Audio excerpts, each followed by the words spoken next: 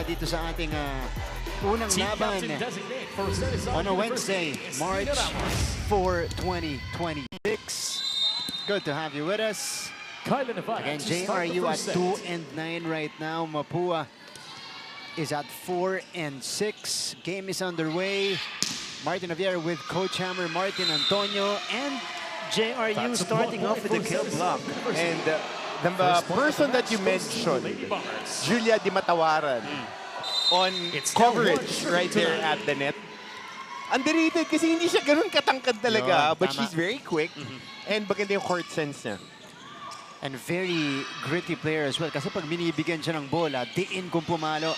Here's Nina Ramos challenging the blockers and finding some success. And that's a good sign for Nina Ramos dahil last game, yung mga unang 5, 6 niya na atake talagang binablanket.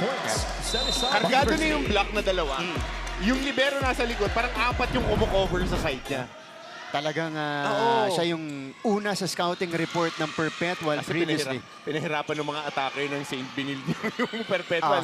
Si Coach Sandy, malamang yun yung ginawang adjustment eh. Off speed mula kay Ramos, didn't work, and Nicole Long puts it down. Power tip. She always had that in her game. And having that quick pop-up at the middle really elevates her game. You gotta have low and fast sets when you're setting up Nicole Long. Freyan Garcia getting a start today. And not the ideal season for Freyan, but she's giving way para dun sa mga scorers nila. And JRU is on a nice rhythm to start this one. And better control. Ang JRU kasi marunong dumipensa on the floor. This team, they have 2 very good liberos. Si Navarra kailangan lang mahasa ng mahasa. Kasi freshman eh. Bago pa. Oh, kinaliwa. And that's gonna work for Alec Liabres. This is the rookie Alec Liabres, who has showcased her wares. Nicole Long getting a starting spot. Kring Batara rings the bell. Wow. Solid hit by Kring Batara. Tama nga yung matchup, Mart. Ganda ng matchup na yan. Nicole tsaka Kring, ano? And again, Kring Batara. 5 kill blocks previously. Raisa Ricablanca finds a spot at the back. So I guess this would be a highly offensive game. Oh yeah. With a lot of hits. to start the play. That's what we want to see. Yep. Diba? And quality rallies. Oo naman. Gusto natin yan, fireworks. Kahit hindi bagong taon. Unang hawak ni Nicole Diala. Puntos agad. Especially if she gets in rhythm with her gathers. Lakas pumalo, pero karamihan kasi ng palo rin ni Dehala, yung mga emergency na palo. Dahil hindi nila nasiset ng maganda. So again, it's part of the steep development curve. And you talk about those out-of-system plays. That's when you know that siya yung medyo creative scorer nila kasi siya yung kayang gumawa ng paraan. Siya yung bailout eh. Yan. So 4 serving 5 Liabres. Navarra battle at the net against Freya. Naitawid pa, good effort by Karabot. But Yabot was activated by Kavika. Great read. When the defense is scrambling on a free ball, always go to your quick attack at the middle. Ooh. That was a feisty put down by Yabut. 5-all. Toe-to-toe start just like their first matchup. Back row hit. Easy up for Liabres. 1-2 play. Kavika finding that open spot at the center. Look at this. Deceiving everybody for that dump. And Mapua overtakes with 3 straight points. Karabot kinuha pa. Hinabol ni Deala. Pero hindi tatawid. It's a chance ball. Set up for Freya. No, change her approach. And that's why Freyan acted like she was going cross-court at the last second when off-speed down the line. Pero wala pa tayong nararamdaman na Freyan game this season. Yung talagang explosive. Yung buhat. Yan. Which again, last year, she set the scoring record with 38 points in their last game. 8-5 lead. This is now 5 straight points for the Mapua Lady Cardinals, and that will usher us in to our first technical timeout. When we return, we'll hear from Erin D.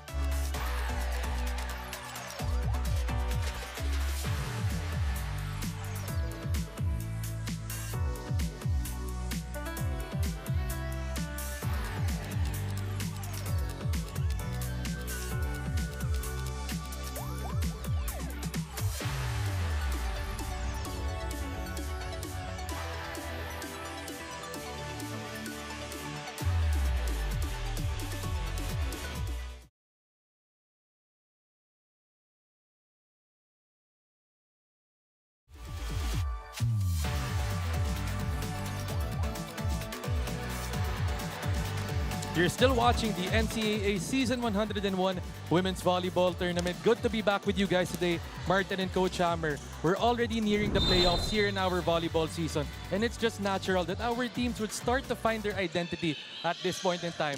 Got a chance to speak to Coach Mia Tioseco and the JRU Lady Bombers, and according to her, her team is identified as a defensive team. Ika nga ni Coach Mia na normally players are more eager on offense because that's what people look at. But it's our defense that's working now, and that's something we can build on for the future.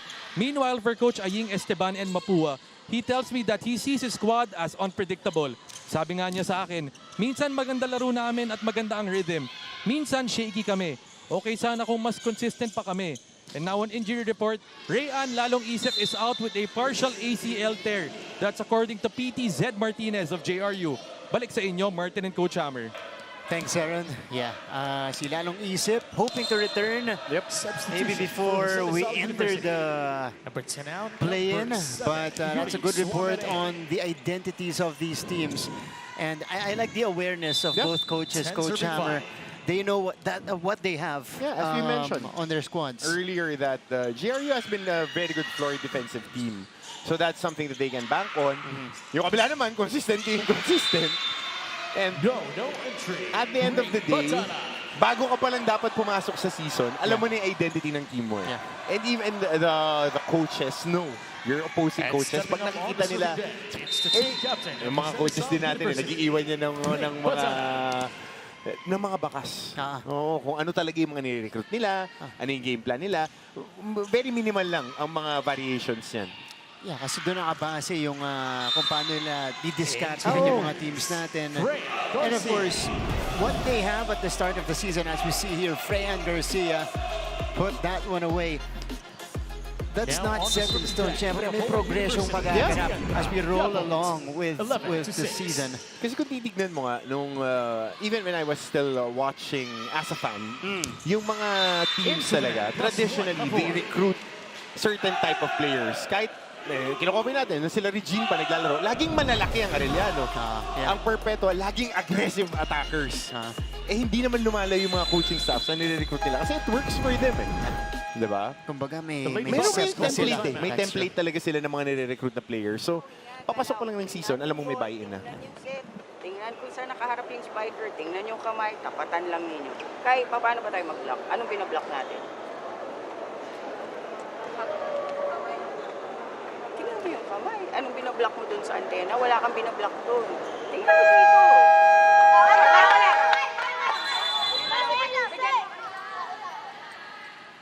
Si Coach Mia medyo kalmado pa, but sensing some danger here against Mapua because this is the run mounted by the Lady Cardinals. 9-1 burst here in the first set. So ito yung nangyayari din with JRU. They are a slow starting team. Against Perpetual, they started soft. Na ang lakas ng arrive ng Perpetual. And then, pinahirapan na nila ng pinahirapan yung Perpetual. Na sa dulo lang ng second and third set, nakuha ng Perpetual. Yun lamang. So, number 2, JRU. magpapalit ng tao dito. Maaga si 13, Coach Mia serving Relo six. checking in for the first time. 13-6 lead. This is now a 10-1 run. Service went out. But that attack or service error by Yabut will dampen that pour of points. Ito si Relo off the bench. Bibihira pinapasok ngayong season. That should be tested here. Sobra yung atake ni Rica Blanca. And pero good presence of mind by Gavica to recognize. Dalin mo dun sa best attacker mo. Kasi may angle siya to attack the newly inserted player. That's true. Malamig pa, no? Ooh! Uy, ace. That's on the line. Oh, Relo showing some magic off the bench. Look at this. That ball Still dropping in Right at on the right time. time. Yeah. Sakto! Jinx yun, ah. Sakto! At least insync tayo. Ah. Alam din natin yung DNA natin. Yan. That's true. Alam din natin yung identity. To the block. Parang yung mga coaches natin. Garcia. Fran Garcia is on a roll here in the first set. And we want to see a very aggressive Fran Garcia. We want to see that. We want to see her get her reps, get her production. Kasi para tayo lahat, hype natin eh. Wala pa tayo nakikita eh. Na talagang diin na diin. No, because last year, Pinataka mo kasi tayo last year. ibang klase yan last year. Off the hands. And this is Julia Di Matawaran. Ito yung sinasabi natin, hindi gaano katangkaran sa gitna, pero buo ang loob. Oo. Athlete, mas bagay nga siya maging open. Open or utility. Kasi marunong din receive. Yeah. Pero with the function of their team right now and the makeup, kailangan niya mag-middle. Kasi mahaba din eh. Raisa Rica Blanca. Raisa Rica Blanca sends it away. And Mapua with a comfortable lead. Ito po sa ating first set, Freyan Garcia. As you see, Coach Mia Chiseco here.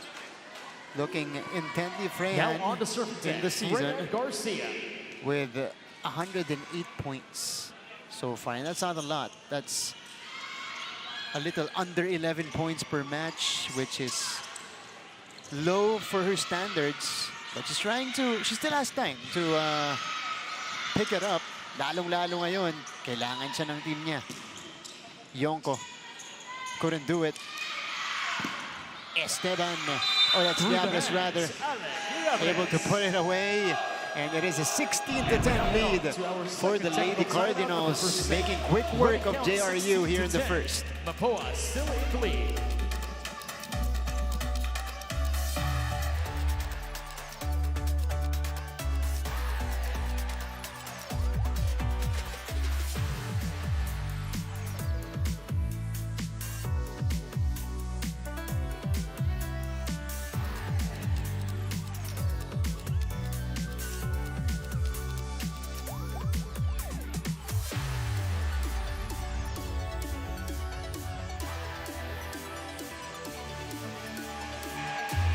Welcome back to the coverage. You guys are still watching NCAA Season 101 via Heart of Asia. And Mapua has really set the tone here in the first set. This is how they're doing it. They launched a 9-1 run earlier. Now, all they gotta do is maintain that. Yep. Enough caution, enough leverage. So kailangan diinan mo lang ng diinan. Pero if you're Mapua and you want to get in rhythm going into the playoffs, kailangan ready to pounce ka every time. Kailangan you put pressure every possession. Kasi at the end of the day, ang makakatapat mo rito if you're the number 4 team will be perpetual. Di ba? Or hindi, kabila pala. Kabila. So it's Letran. Letran. Oo. Kasi ang mangyayari, A versus A1, B2. B4, di ba? Ay B winner ng 4 at 5. Tapos, And then, yung mananalo doon, makakatapat yung same bracket nila. Diba? Tapos may twice to beat advantage ang siyempre 1 and 2. Yan. So Dungka coming in for the first time. Iwas ka na doon. Kasi wala pa tumatalo doon eh. Sasakit ulo mo doon mag-prepare. So, kunin mo lahat ng panalo na pwede mong makuha. Yeah. And again, you know, positions are still up for grabs. Lalo dyan sa Group A, number 3 and number 4. Perpetual and Benil, they have some separation already. Actually, yun nga yung 17-11. storyline yun eh. 3, 4, and 5. Even on the other side, it's the 4 and 3 and 4 ang na magkatikat yung team standings. Dito rin. Drop And, shot is in. Okay, let's talk about Group B a little bit. EAC has shown a ton of improvement. They were the ones who challenged Letran and forced them to their first 5-setter match. Lahat ng games nila competitive. Yun. Every set competitive. Finishing lang eh. Finish. So if you have a peaking team like that, even though they're still winless, and you face them in a play-in, medyo 50-50. And look at this. Rica Blanca with her 5th point off the block that time. Now on To give her team the 6-point lead. 18-12. Karabot brings it to Navarra. High set for Yonko. Naabangan ni Rica Blanca. Eto na si Liabres. This will be a free ball. Running hit. Popped up. Relo couldn't do it. 1-2 play. Look at that. Nonchalant 1-2 execution by Gavica. Medyo palobo pa nga yung 1-2 niya eh. No look to, ha? And the Lady Bombers call for a Tumingin timeout. naman ng dulo. Pero nung una medyo dinidisguise pa niya na look away. Time out, Coach Mia. Hindi mo na bola, nandito ka. Andito ka eh. Tapos, kunin mo yung dito. Kaya karabot mo yun. Papaya mo, dito yung pwesto mo eh. Di ba? Tama? Oh, kuha lang. Pag area nyo, di ba? Ang bagal ng paa.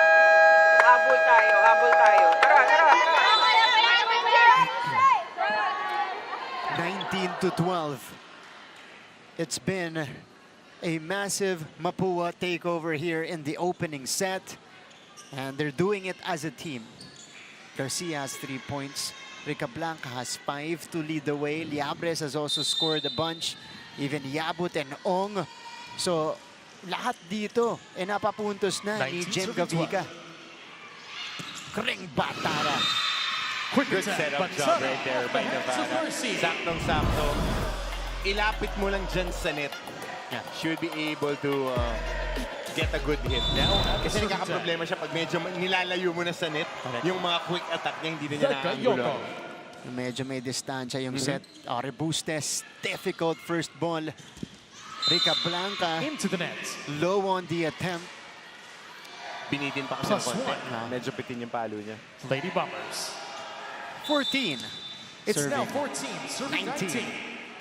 Angelica Yonko starts it up. Ooh, inside. It's an ace. Wow. On On the the line. starting team lang to eh. Yeah. So they need to really address that. Dahil they're very dangerous. They might catch you natin. Shrinks down the deficit. They've shown that again. They've challenged even the good 15-19. teams in the year. So their standing is really not an indicator of how they play. Eto, regalo naman para kay Kring Batara. But it started with that heavy serve from Yonko. 4-0 run for JRU. Pilitin ni A-pass. Pinipilit mo kasing A-pass na hindi naman kailangan eh. Ngayon, kung sakto ka sa katawan, di tsaka mo yung A-pass. Gagawan na lang ng paraan ng mga kasama mo. Ay, sa ganun, wala naman kalaban-laban dun eh. Ikaw pa naman libero dyan, ikaw nagdidikta dapat dyan eh. Late yung basa mo eh.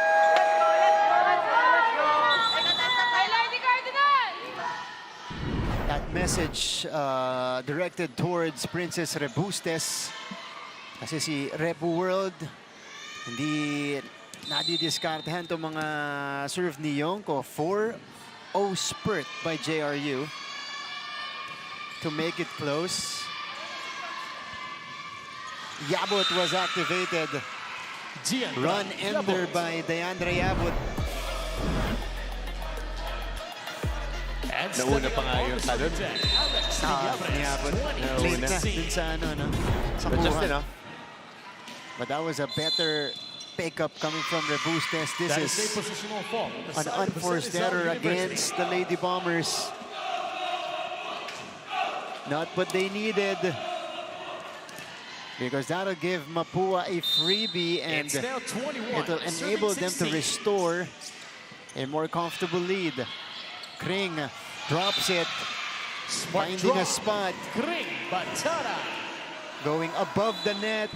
Substitution To guide that for ball. Cesar University. Basta lagay mo lang yung malapit sa net kahit medyo mataas maabot ni Kring. He is on fire in Kring the first set. Batara. 7 17-21. points already. Pero na ngayon, manggagaling siya sa likod. Di matawaran ang nasa harap. Freyan Garcia. Overcooking it. Was there a check? According to our referee, there was At set none. point out. But this Well, may will be challenge. challenged. There's a challenge on the clock. Mapua University Coach Mia. for block touch. Nabasa ko yung bibig doon ni Coach Mia. Tinatawag niya si Yonko. Sending out some instructions. This is our first challenge of the match. Was there a check ball on that Freyan Garcia attempt, who, by the way, has come alive early. As we look at the Lady Cardinals here, that's Nadine Berses ayaw tumingin sa camera. To Buti pa yung Liberos of mga JRU.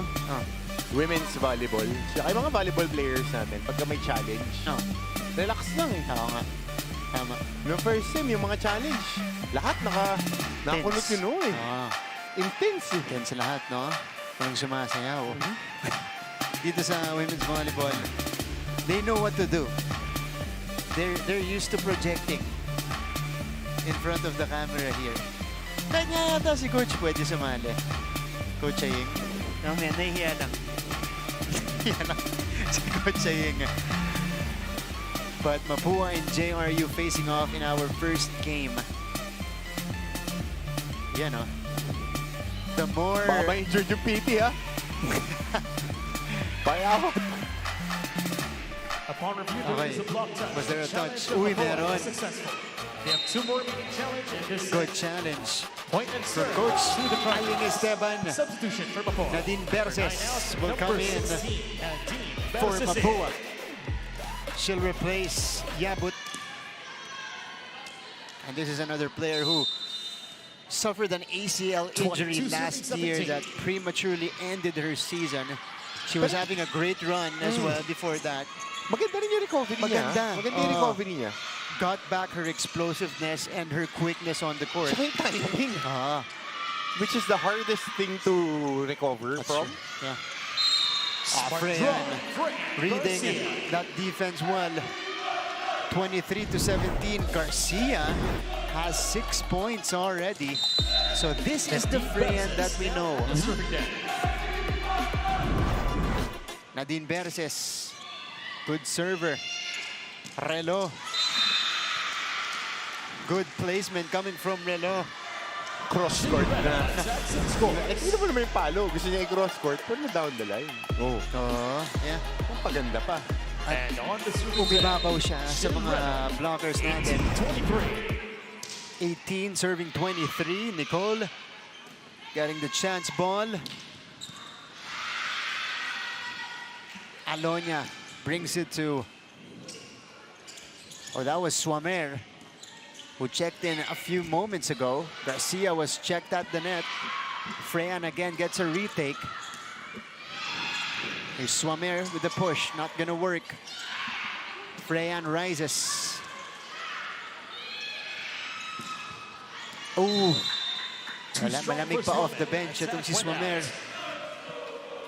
So 24-18 Mapua The Mapua Lady taking care of Cardinals are now at business. set point. They are at set point.